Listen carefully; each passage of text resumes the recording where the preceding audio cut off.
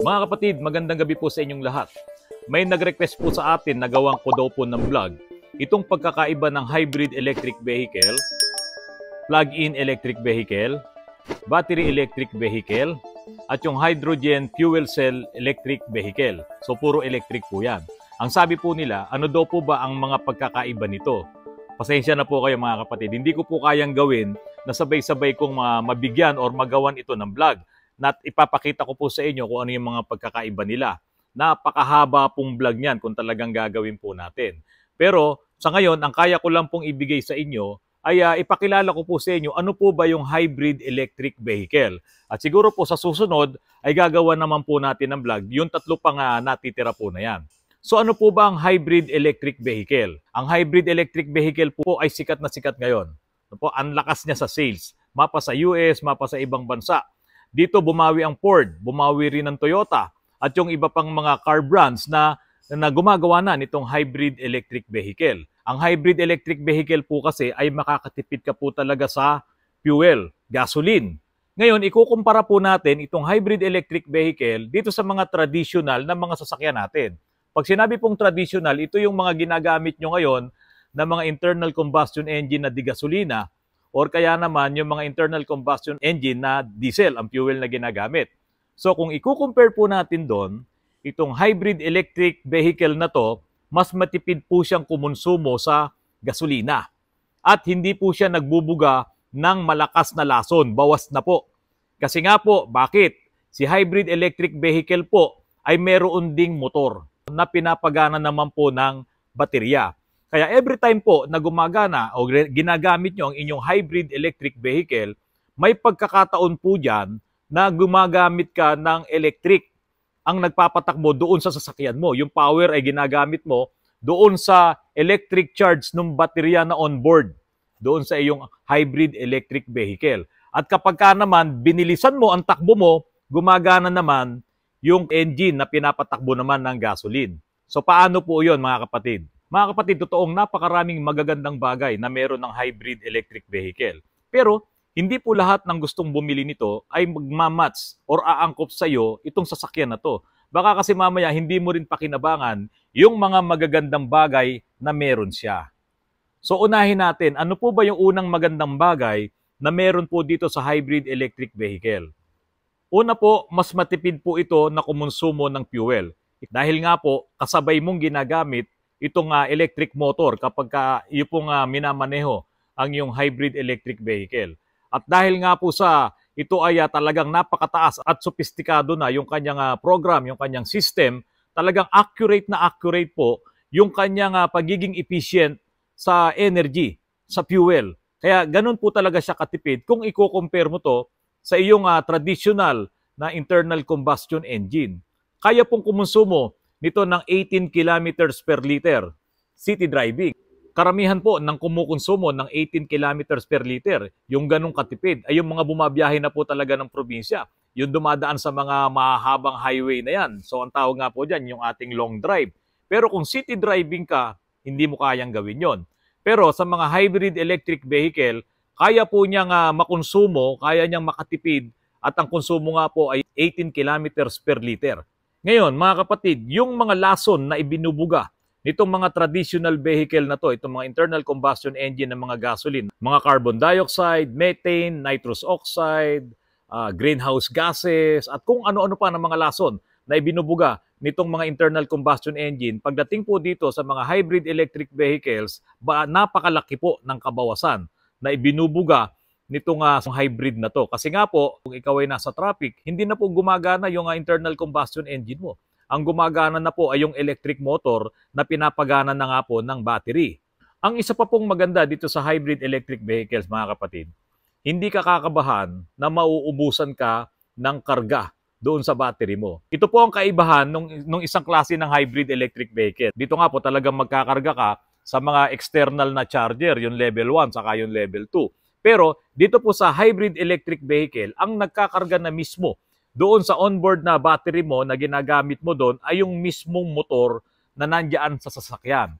Habang ginagamit mo yung hybrid electric vehicle mo, gumagana dyan yung regenerative braking system. Nag-a-act as a alternator or generator yung motor niya para kargahan, ibalik doon sa baterya mo yung nawawala mong enerhiya, yung nakukonsumo mo kapag naman ginagamit yung kanyang electric motors. Kaya nga siya hybrid, magpapalitan siya nung electric at nitong ICE, ito nga internal combustion engine. At kapag gumana na yung internal combustion engine, yan naman ang trabaho niya. Magkakarga din dito sa mga nauubos mong enerhiya doon sa battery na ginagamit nitong hybrid electric vehicle. At ito nga po ang maganda dito, kapag po nandoon ka sa slower speed, no, yung mabagal na takbo mo, yan po yung ginagamit mo dyan ay yung electric motor na pinatatakbo nga ng power ng battery. Ngayon, kapag po mabilis ka rin at ang ginagamit mo na yung internal combustion engine, kapag mabilis po, yun na yung gamit yung engine na, no? Magkakarga naman yan. Kakargahan niya yung battery mo. Kaya every time na bumabagal ka, every time na mapapahinto ka, ang gumagana na dyan ay yung electric motor. Kaya nga po hybrid. Nagpapalitan sila doon at talagang halos hindi mo mararamdaman yung pagpapalitan nila. Napakataas ng technology na ginamit yan, lalo na ngayon na nag-evolve na siya, lalo pang na-improve yan.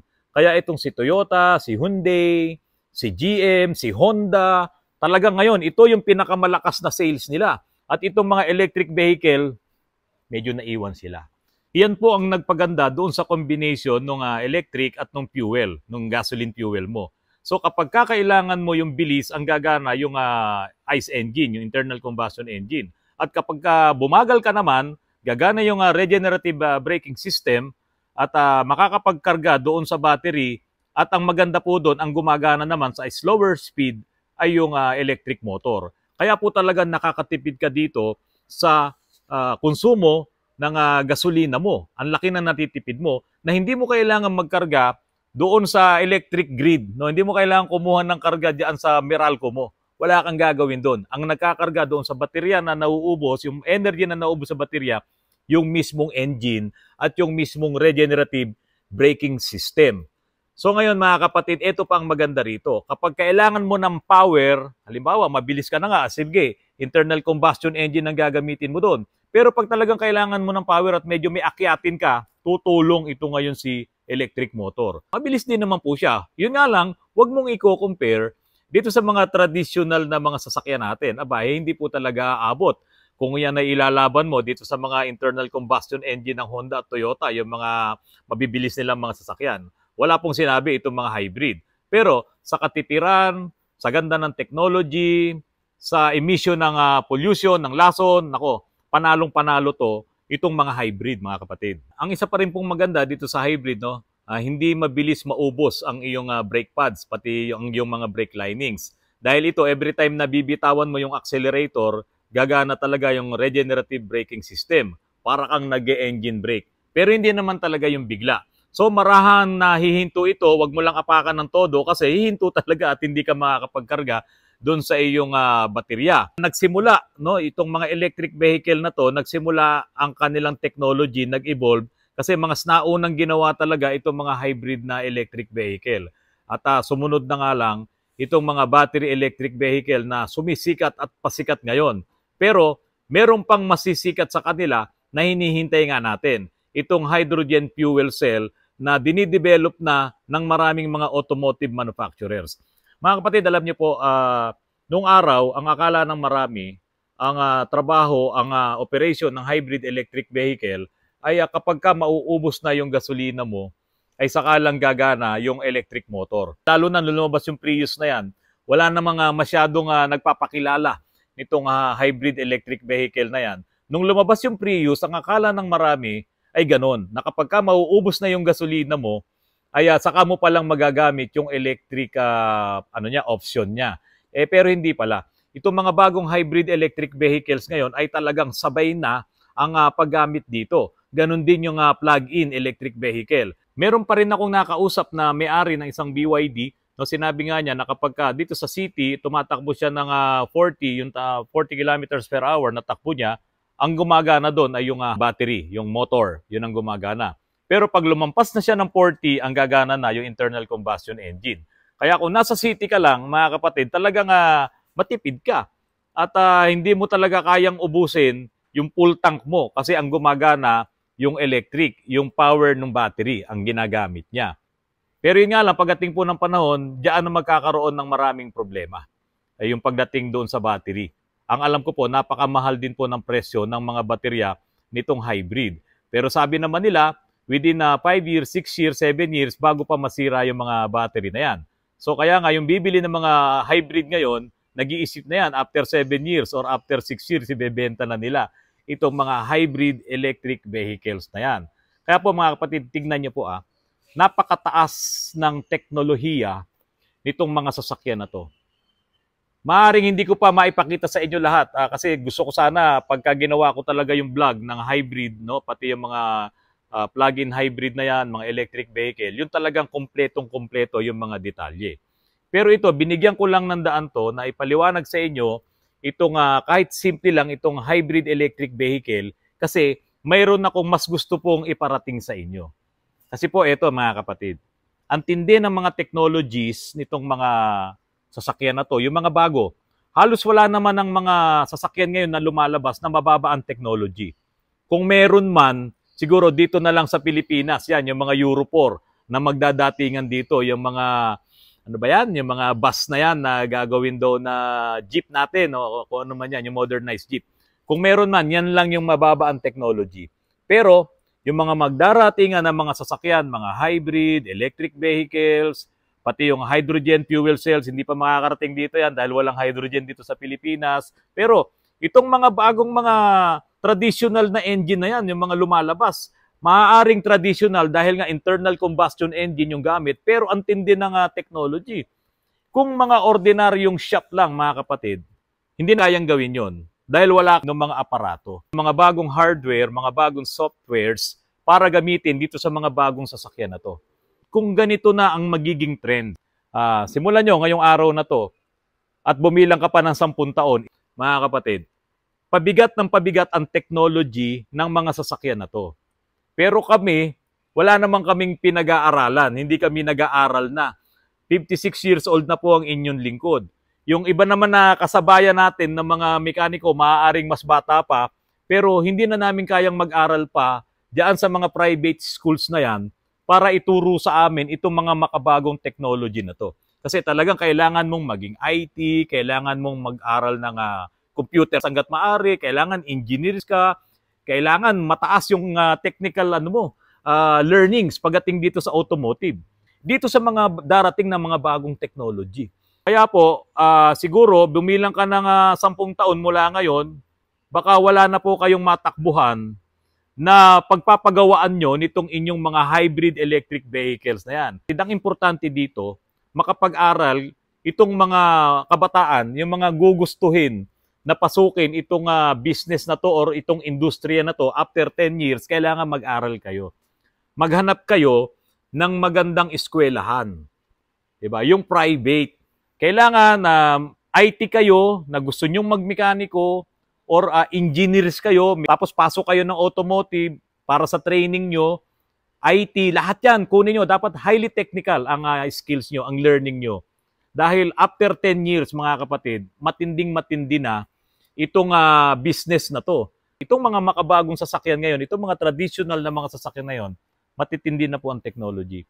Hindi na po siya ordinaryo. Baka may alam kayo ng mga private schools na nagkikater nitong automotive mechanic na talagang mataas ang technical skills nila pagdating sa learnings dito sa automotive mechanic. Pag-aralin niyo po mga anak niyo. At yung iba na gusto pang mag-aral at the age of 30, why not? Kung tatanggapin kayo ng eskwelahan. Kasi po, after 10 years, ito na nga po sinasabi ko sa inyo, after 10 years, masisira na tong mga hybrid electric vehicle na yan. Masisira na tong mga electric vehicles na nandyan na nakikita nyo ngayon. Ngayon, karamihan, mas mapapaaga pa yung sira niyan. Merong 5 years, 6 years, magkakaproblema na. Kami naman, patanda na. After 5 years, 61 na ako, baka hindi na ako nagbablog, baka hindi na ako nagre-repair. At yung iba pang mga magagaling na mekaniko dyan, syempre talagang lilipas po kami. Pati yung kaalaman namin, mahihirapang mag-grow. Kasi talagang aaralin mo Itong technology na meron ngayon ng mga bagong sasakyan, hindi namin kayang aralin yan overnight. Hindi. Kahit yung mga bagong nakikita nyong mga mekaniko namin dito, hindi nila kayang aralin yan overnight. Ang mag-aaral niyan, kayong mga bago, kayong mga sisibol. So, naghahanap kayo ng pagkakakitaan nyo after 10 years or naghahanap kayo ng magandang trabaho nyo after 5 years. Kung high school ka ngayon, pumasok ka dito. Di ba? Mag-aral ka magmekaniko, mag-IT ka, magmekaniko ka, o kaya engineer ka, kung ano man yung mga technical course. Mag-aral po kayo. Piliin nyo na yung pinakamagandang private schools para pag-aralan nyo nitong mga bagong teknolohiya na to. Kasi po, andyan na sila, nagdatingan na. Yung mga sasakyan na gamit natin ngayon, mawawala po talaga sila. Mawawala ang gasolina, mawawala ang diesel, papalit itong mga renewable energies, papalit itong mga biogas, lahat yan, hydrogen, papalit yan, papalit itong battery. Yan po talaga ang madidevelop 10 years from now. Pati yung mga gumagawa ng mga pyesa ng sasakyan mo ngayon na internal combustion engine, mababawasan yan, paunti ng paunti yan. O parang kandila yan, pag ganun ng pag ganun. Kasi nga po, binabawal na rin naman talaga yan sa buong mundo. Talagang ang climate change, pati yung environment protection agency, ang dami niyan, lahat naman, halos lahat ng bansa meron yan. Talagang nililimit na po, binabawasan na yan, binabawal na yan. Kasama itong mga hybrid na yan dahil pagdating ng panahon, mababawasan na po itong mga internal combustion engine. Ngayon, masisira yan, magkakaroon ng problema yan, sino po ang gagawa? Kung ngayon pa lang, bata ka pa lang, mag-aaral ka na, mag-i-invest ka sa future mo. Ang future ngayon, mga kapatid, kung marami ang nagkakasakit at kailangan ng maraming hospitals. Ang future ngayon, maraming magkakasakit na sasakyan after 10 years at kailangan maraming magagaling na mekaniko na talagang matindi ang kanilang pinag-aralan. Di ba? Hindi na yung ordinaryong scanner ang gagamitin mo dito. Kailangan marunong ka magbasa ng program. Kailangan alam mo lahat yan. Yung mga datas, lahat yan, maglalabasan yan. Kung hindi ka marunong sa computer, mabagal ka dyan sa programming, sa pag-install ng mga softwares, pati hardwares, hindi ka po makaka-adapt dito sa mga darating na panahon, dito sa automotive. Kaya po mga kapatid, tandaan niyo po, kung may mga anak kayo gustong magkaroon ng future, dito niyo po dalhin. Kasi ang sasakyan hindi mawawala. Lalo pa pong dadami yan. Ang mawawala, itong mga lumang sasakyan. Pero nandiyan na, parating na sila, ang dami na nila. So ngayon, talagang mag-e-evolve yan, tataas ang technology, may iiwan naman tayo kung hindi nyo pag-aaralin ng inyong mga anak ng kurso na to. Kaya sana po, tignan nyo po ito, tignan nyo mabuti to. Kasi ito ang mangyayaring malaking bagay after 10 years. Sana po maalala nyo ako after 10 years na sinabi ko po ito. Kaya yung mga bata na mahilig sa sasakyan, ang gawin nyo, mag-aral kayong gumawa ng sasakyan. Kaya po mga kapatid, sana po nagustuhan nyo kahit paano itong vlog ko. Meron namang kinalaman sa automotive, meron namang kinalaman sa ating ginagawang pagmemekaniko. Ang importante dito, meron tayong maging magagaling na mekaniko. Magandang gabi po sa inyong lahat mga kapatid. Maraming salamat po.